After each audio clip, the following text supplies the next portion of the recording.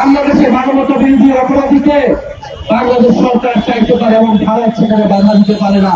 তবে আমরা আশা করব যে শেখ হাসিনাকে ফেরত দিয়ে বাংলাদেশের সাথে ভারত নতুন করে সম্পর্ক স্থাপন করবে।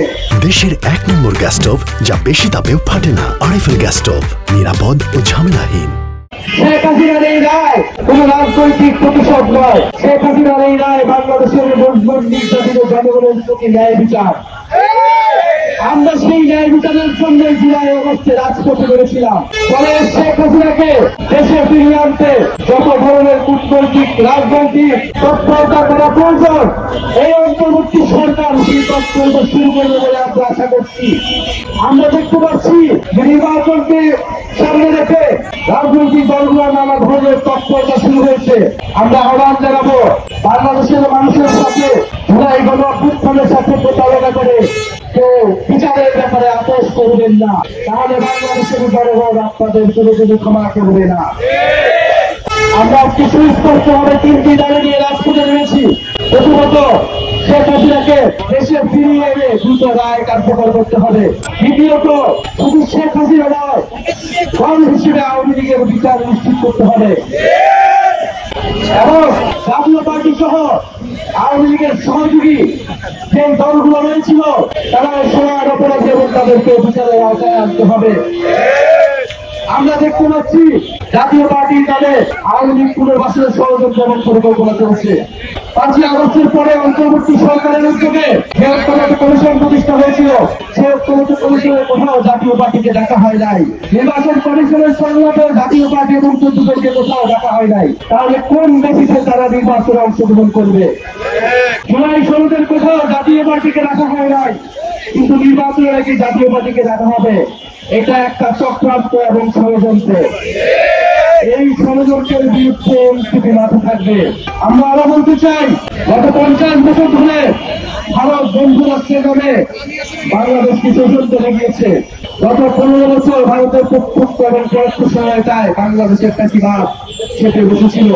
সেই ভারত সরকার শেখ হাসিনাকে আবারও তার দেশের জায়গা দিয়ে বাংলাদেশের বিরুদ্ধে ষড়যন্ত্র অব্যাহত রেখেছে। ভারত সরকারের প্রতি আমাদের আহ্বান থাকবে, যদি বাংলাদেশের সাথে সত্যিকার অর্থে সম্পর্ক করতে চান, যদি চান বাংলাদেশের জনগণ আপনাদের প্রতি সুসম্পর্ক বজায় রাখবে, তাহলে অবিলম্বে শেখ হাসিনাকে দেশে পাঠানোর ব্যবস্থা করুন। ভারত বাংলাদেশ প্রত্যাবর্তন চুক্তি হিসেবে বাংলাদেশে মানবতা বিরোধী অপরাধীকে বাংলাদেশ সরকার চাইতে পারে এবং ভারত সেখানে বাধা দিতে পারে না।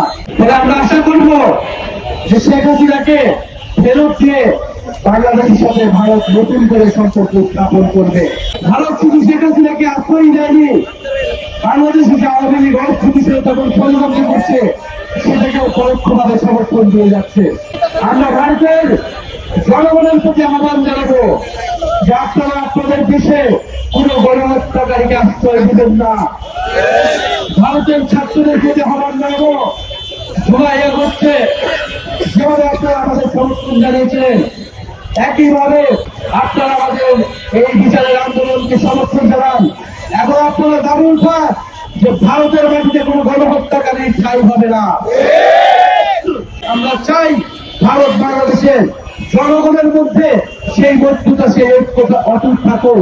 প্রিয় সংগ্রামী বন্ধুগণ, বাংলাদেশে গত 16 বছর ধরে যেই গুম হয়েছে, মানবতা বিরোধী অপরাধ হয়েছে, তার বিচার যদি অব্যাহত থাকে, শেখ হাসিনা সহ যে সকল পুলিশ এবং সন্ত্রাসীরা জুলাই আগস্টে গুলি চালিয়েছে, তাদের বিচার যদি অব্যাহত থাকে, এই ট্রাইব্যুনাল এবং বিচারের কোন কার্যক্রমে যদি বাধা তৈরি না হয়, নির্বাচনের পরেও যাতে এই সকল বিচার অব্যাহত থাকে, সেই প্রতিশ্রুতি অন্তর্বর্তী সরকার সহ সকল রাজনৈতিক দলগুলোকে নির্বাচনের আগে দিতে হবে। জাতীয় নাগরিক পার্টির রাজপথের এই লড়াই সংগ্রাম অব্যাহত থাকবে।